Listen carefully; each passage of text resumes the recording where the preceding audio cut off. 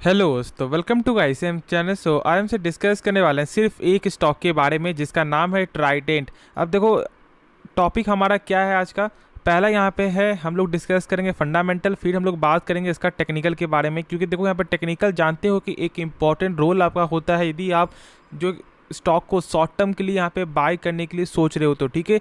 तो हम लोग यहाँ पे ज़्यादातर फोकस करेंगे टेक्निकल पे, और जो इसके बारे में मैंने बहुत से वीडियो आपको बताया हुआ है कि कंपनी का फंडामेंटल कैसा है, लेकिन हम लोग बस यहाँ पे बेसिक में जानेंगे कि कंपनी का कैसा देखने को मिलता है। लेकिन जब हम लोग यहाँ पे एक चीज़ जब आपको गौर करते हैं ना, और जब यहाँ पे चार्ट चेक करते हैं आपको 1 मंथ का, तो एक फ्लैट क्लोजिंग है, ठीक है, यानी कि एक फ्लैट यहाँ पे रिटर्न देखने को मिलता है। और जब हम लोग यहाँ पे चेक करते हैं आपको 6 मंथ में, तो यहाँ पे आप देख रहे हो कि ऑलमोस्ट आपका यहाँ पे 14% तक का जो यहाँ पे गिरावट देखने को मिल रहा है।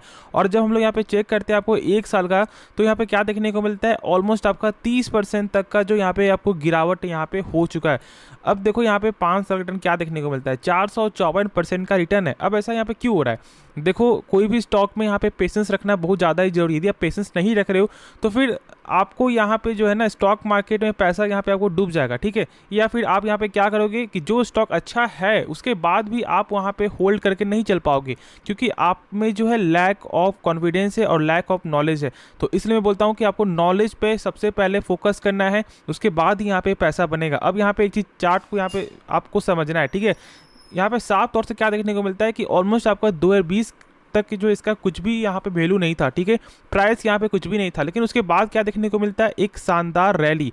अब देखो, अभी भी इतने टॉप के जाने, इतना टॉप से यहाँ पे गिरावट होने के बाद भी ये जो है 450% का रिटर्न दे रहा है। तो यानी कि कहीं ना कहीं अभी बहुत से लोग आपको प्रॉफिट यहाँ पे कमा रहे हैं।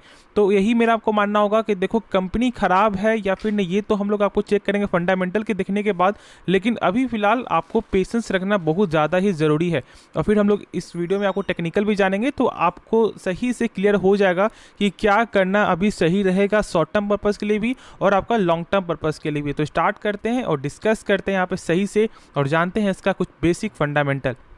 तो पहले हम लोग यहाँ पे चेक करेंगे कंपनी का जो आपको यहाँ पे ऑलमोस्ट 11% का देखने को मिलता है आरओसी, ऑलमोस्ट ये भी 11% का देखने को मिलता है आरओई, ठीक है। यानी कि यहाँ पे आपको आरओसी और आपका आरओई दोनों ही बस यहाँ पे पॉइंट में कुछ कम देखने को मिलता है। जो मैंने बताया हुआ है कि आपको किसी भी कंपनी का ये दोनों नंबर जो है ना 12% के ऊपर होना चाहिए। और यहाँ पे चेक करोगे तो एक आपका यहाँ पे 11.9% है, तो एक यहाँ पे आपको 11% देखने को मिलता है, यानी कि बस थोड़ा का यहाँ पे कमजोरी है। तो चलो, इतना चलता है, इतना कोई दिक्कत वाली बात नहीं। लेकिन शायद आप लोग यहाँ पे नहीं, जो यहाँ पे मालूम होगा कि पहले जो इसका नंबर जो था यहाँ पे आरओसी का और आपका जो आरओई का, वो गजब का नंबर देखने को मिलता था, ठीक है। ऑलमोस्ट आपको यहाँ पे जो 25% के ऊपर का नंबर यहाँ पे देखने को मिलता था।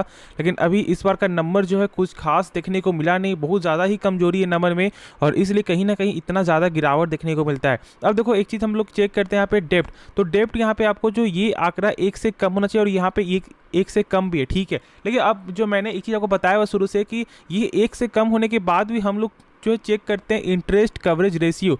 अब ये क्या होता है? देखो, इसका मतलब है यदि कंपनी 100 रुपये कर्ज ले रहा है तो आपको 100 रुपये के बदले कम जो कर्ज है, तो यहाँ पे सेल कितना हो रहा है? तो सेल आपका हो रहा है ऑलमोस्ट यहाँ पे 8.27 टाइम्स, यानी कि 827 रुपये यहाँ पे कंपनी का सेल हो रहा है। तो एक बार खुद से सोचो कि जब 800 रुपये जब सेल हो रहा है और जब कर्ज आपका 100 रुपये है, तो क्या कंपनी कभी यहाँ पे कर्ज में आपको फंस सकता है? बिल्कुल नहीं, चांस ही नहीं बनता।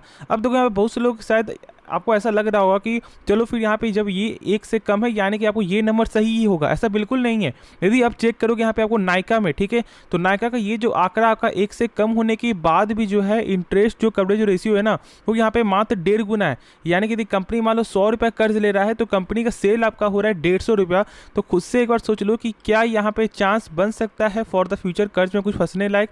तो हाँ, यहाँ पे डेफिनेटली आपको चांस बन सकता है। और जो किसी भी कंपनी का ये जो आंकड़ा है ना 5 टाइम्स से तो ऊपर होना चाहिए, और जब आपका ये आंकड़ा 8 टाइम्स से ऊपर होता है यानी कि परफेक्ट है, और यहाँ पे 8 टाइम्स से ऊपर ही देखने को मिलता है, ठीक है। अब देखो यहाँ पे सेल्स कैसा देखने को मिला है। तो यहाँ पे साफ तौर से देखने को मिल रहा है कि सेल्स में तो आपका यहाँ पे उतार चढ़ाव देखने को मिल रहा है, और इस बार यहाँ पे कमी भी आते हुए दिखाई दिया है, जो सबसे यहाँ पे जो प्रेशर वाली बात है। और आपको जो यही मेन कारण है कि स्टॉक इतना ज़्यादा यहाँ पे आपको लगातार गिरते हुए ही दिखाई दे रहा है, कहीं से सपोर्ट इसको मिलते हुए है नहीं देता है, और इसी के कारण जो इतना प्रेशर में। अब तो यहाँ पे प्रॉफिट क्या देखने को मिलता है, 181 करोड़ से घटकर आपका हो चुका है कितना, 131 करोड़।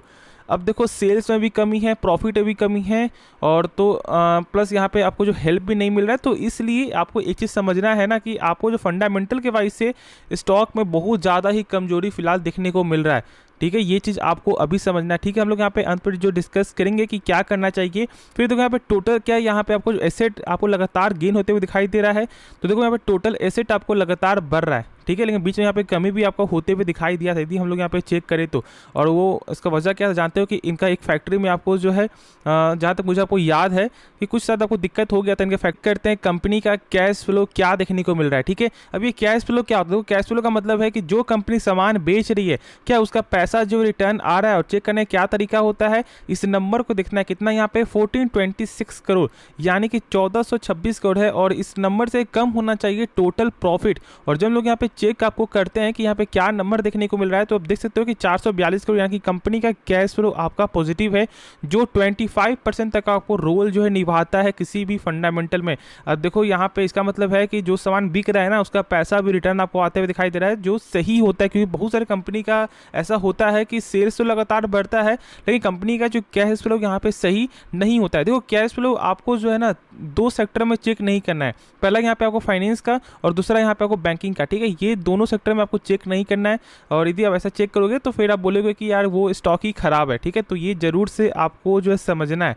अब हम लोग यहाँ पे चेक करते हैं कंपनी का जो है आपको टेक्निकल की, यहाँ पे टेक्निकल क्या आपको दिखा रहा है।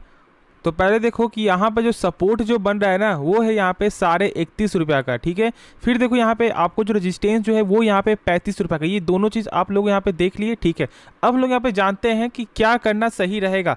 एक चीज़ यहाँ पे गौर करो, स्टॉक यहाँ पे आपको जो ऊपर जाने का यहाँ पे कोशिश कर रहा है, लेकिन यहाँ पे जो है जो आपको लगातार सेल करते हुए दिखाई दे रहे हैं, कहीं ना कहीं यहाँ से प्रेशर है। स्टॉक यहाँ पे आपको ब्रेकआउट कर रहा है, लेकिन इसके बाद वाला जो कैंडल है ये ग्रीन बनते हुए आपको दिखाई नहीं दे रहा है। यानी कि ऊपर कोई जो है ऐसा बैठा हुआ है जो आपको लगातार प्रेशर में यहाँ पे इस कंपनी को आपको डाल रहा है। ठीक है, और इसी के कारण जो स्टॉक इतना ज़्यादा यहाँ पे गिरावट में, ऐसे हम लोग यहाँ पे समझ रहे हैं। अब देखो यहाँ पे फिर से क्या हो रहा है ना कि ये अपने सपोर्ट पे चलते हुए दिखाई दे रहा है।